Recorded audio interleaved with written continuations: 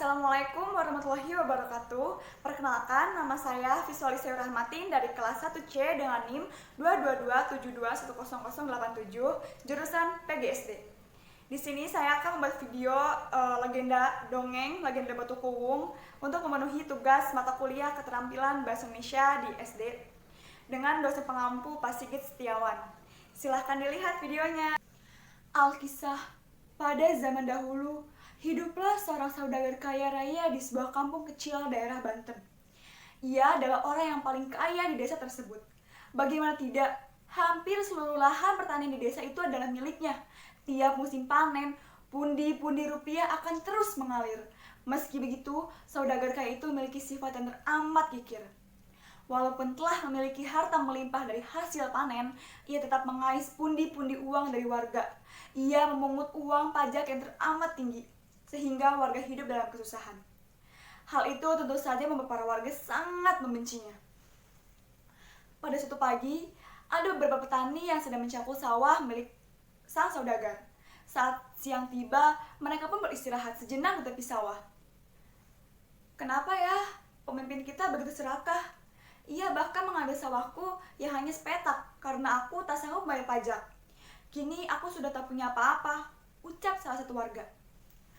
"Tak hanya kamu, beberapa warga juga mengalami hal serupa. Ia memiliki berhektar-hektar sawah. Hidupnya juga senantiasa makmur," jawab seorang warga. "Bagaimana tidak makmur? Ia bahkan memperkerjakan kita dengan upah yang sangat sedikit.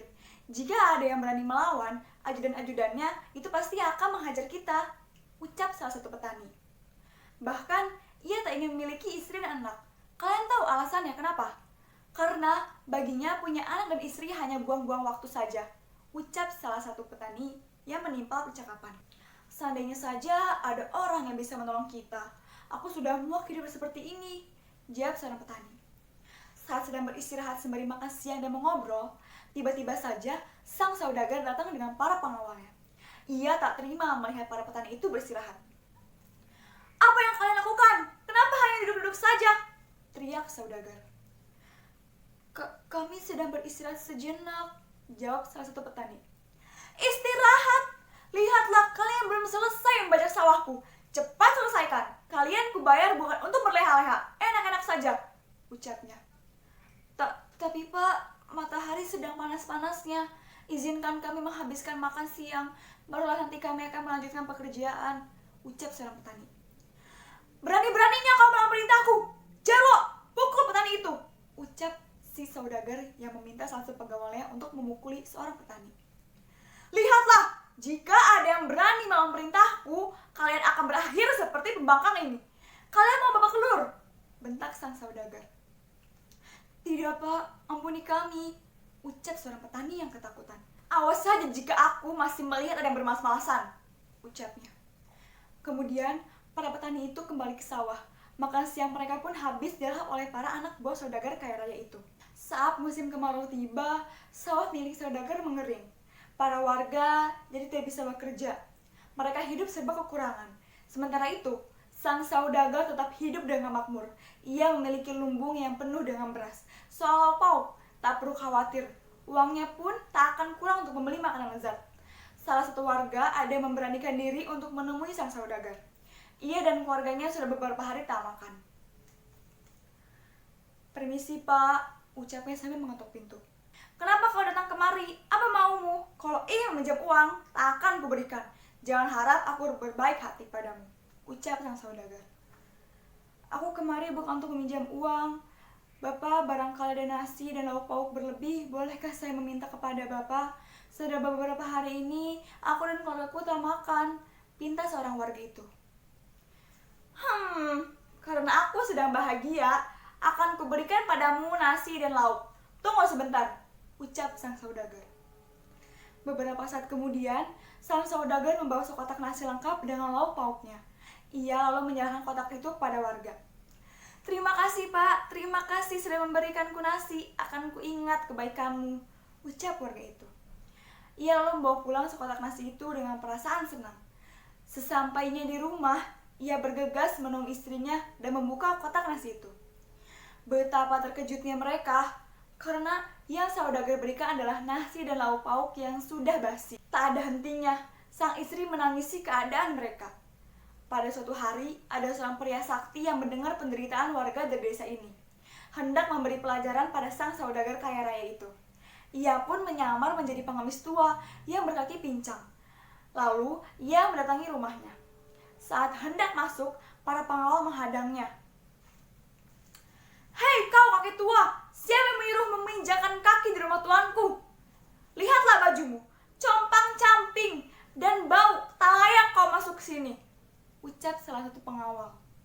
"Aku hanya ingin bertemu dengan kepala desa yang kaya raya ini. Bisakah kamu manggilnya jika aku tak boleh masuk?" ucap pria sakti itu. "Hahaha, kau kira kau ini siapa? Tuanku tak akan mau menemui orang sepertimu," ucap salah satu anak buah sambil menyeret tangan kaki tua itu.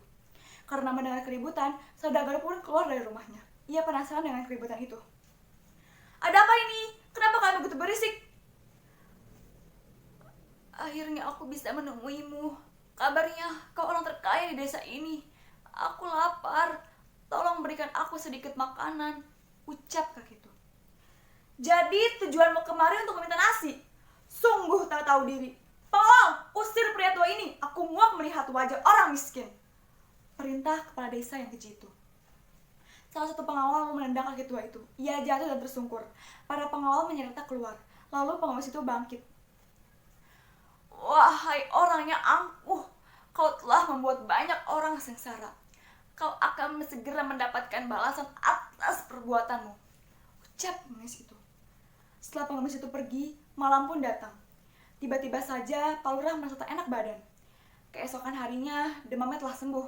Namun, saudagar kaya kikir ini tak bisa merasakan kakinya. Ia tiba-tiba saja lumpuh.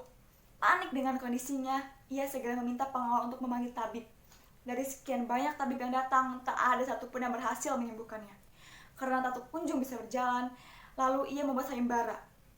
Siapapun yang dapat menyembuhkan kaki sang saudagar, ia akan mendapatkan setengah harta dari kekayaannya.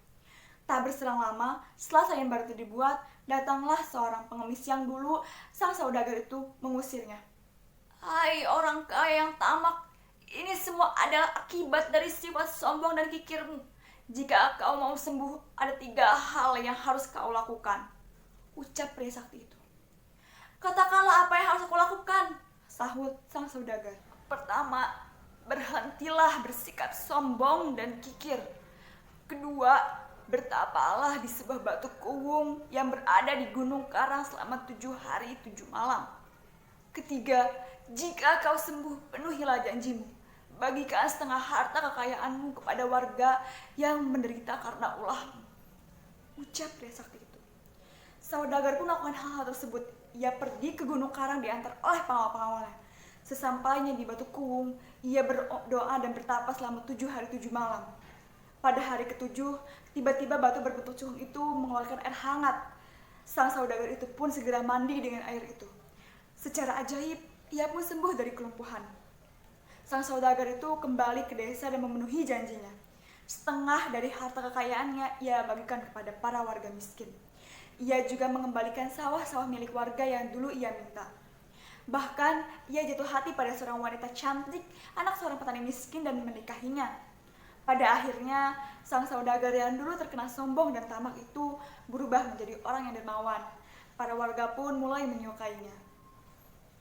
Sekian dari saya, kurang lebihnya mohon maaf. Wassalamualaikum warahmatullahi wabarakatuh.